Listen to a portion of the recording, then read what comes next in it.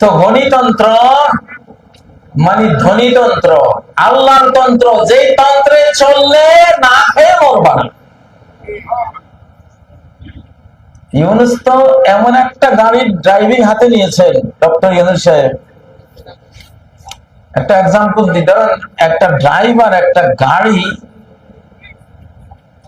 Mobil ছাড়া চালাইয়া, engine সিজ করাইয়া, হিট করাইয়া, ইঞ্জিন পুড়ে ছাই ভস্ম করে, চারো চাকা পাংচার করে রাস্তায় ফেরে ড্রাইভার পালিয়েছে।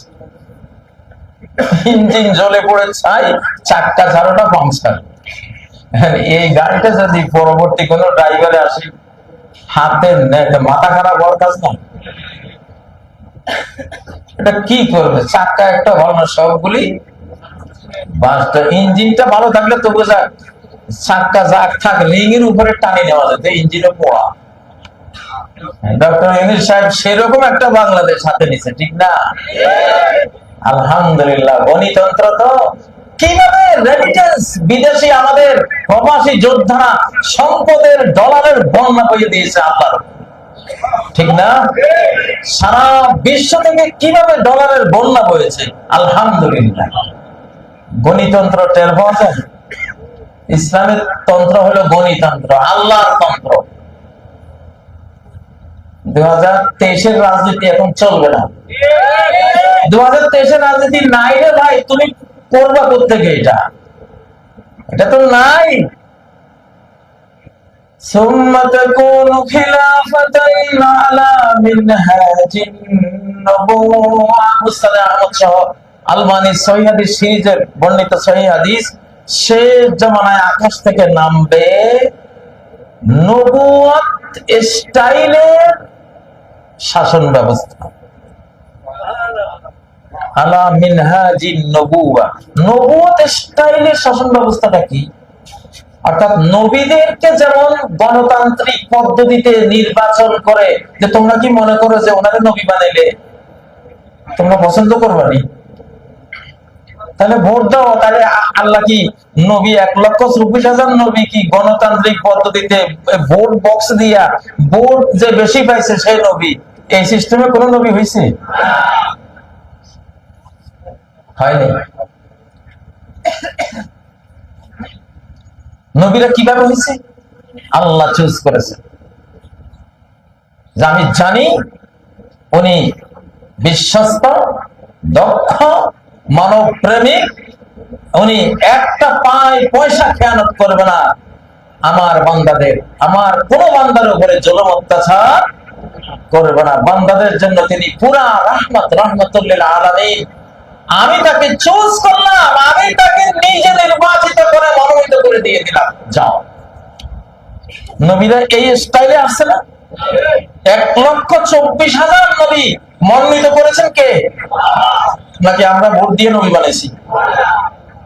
ভোট দিয়ে নবী বানানো যায়? হ্যাঁ, শেষ জামানার খলিফারা আসবে নবীদের স্টাইলে, মানে আল্লাহ নিজে মনোনীত করে, চুজ করে, পছন্দ করে দিয়ে দিবেন, যা বান্দা তোদের মনের মানুষটা দিলাম, তোরা দেখলে সবাই মেনে নিবি, শান্তি পাবি, যা দিলাম। ইউনূস সাহেব এভাবে আসছে না? এভাবে আসছে না? নির্ধারণ, নির্বাচন না, এটা নির্ধারণ। মিনহাজুন নবুওয়া হলো আল্লাহ চুজ করে দিবেন। ইমাম মাহদী কি গণভোটে আসবে? নিজের পাওয়ার, নিজের জ্ঞান, আল্লাহ প্রদত্ত শক্তি, আল্লাহ প্রদত্ত বিশ্ব পরিচালনার কোটি নাটি সকল নাট বল্টু সহ এক রাত্রে তাকে সফটওয়্যার দিয়ে মহাজ্ঞানী বানিয়ে দিবেন, রাষ্ট্র পরিচালনার মহাজ্ঞানী। তো শেষ জামানায় খলিফা, বিশ্ব শাসকরা আসবে নবুয়ত স্টাইলে, মানে নবীদেরকে যেমন আল্লাহ চুজ করে দেবেন, দিয়েছেন, শেষ জামানার খলিফাদেরকেও আল্লাহ ওই স্টাইলে চয়েস করে, পছন্দ করে দিয়ে দিবেন। বিশ্ব সমাজ, বাংলাদেশী সমাজ মেনে নেবে। বুঝে আসতেছে? মিনহাজুন নবুওয়া, আলা মিনহাজিন নবুওয়া, এটা হাদিসের শব্দ, এটা বুঝতে হবে। হযরত ঈসা আলাইহিস সালাম যে আসবেন, উনি কি গণভোটে 50 বছর বা 45 বছর গোটা 7 মহাদেশ শাসন করবেন ভোটে, নির্বাচনে? হ্যাঁ, জি না। এটা আলা মিনহাজিন নবুয়া, নবীদের যেভাবে আল্লাহ চয়েস করে দিয়ে দিয়েছেন, ঘোষণা দিয়েছেন, ডিক্লার দিয়েছেন, শেষ জামানার বিশ্ব শাসক রূপে আমি ঈসাকে মনোনীত করলাম, আমার বান্দারা মেনে নাও। কারা মেনে নেবেন? মেনে নিচ্ছেন কিনা? মেনে নিচ্ছেন কিনা? হাত তোলেন। আমরা তো বলেছি ডক্টর ইউনূসকে আল্লাহ নিজে চুজ করে এই বাংলাদেশের জন্য দিয়ে দিয়েছে। আলহামদুলিল্লাহ। নারীরা রাষ্ট্রের সর্বোচ্চ দায়িত্ব নেবে না, এটা ইসলামের কড়া নির্দেশ। নেবে না, নিলে রাষ্ট্র থাকবে না। কারণ নারীরা হলো মায়ার ভুবনের জিনিস। এই রুক্ষ সত্য কঠিন যুদ্ধ বিগ্রহের এই পাথরি পথের ট্রাকের ড্রাইভার, এটা নারীরা হতে হয় না। 53 বছর আমরা দেখেছি আমাদের দেশের অবস্থাটা। আল কোরআনে বিলকিস রানীর একটা ইতিহাস সূরা নামলে আছে না নাই?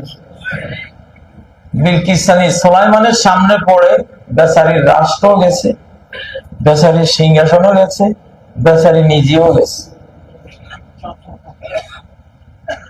নিজে সুলাইমান আলাইহিস সালামের বউ হইলেন, ওনার সিংহাসনটা সুলাইমান আলাইহিস সালামের দরবারে কে জানি একজন ছিল, আল্লাহু আকবার, কে জানি একজন ছিল।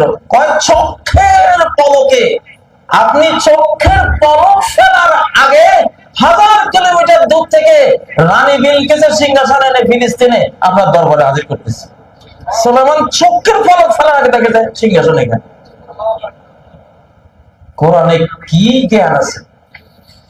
قال الذي عنده علم من الكتاب,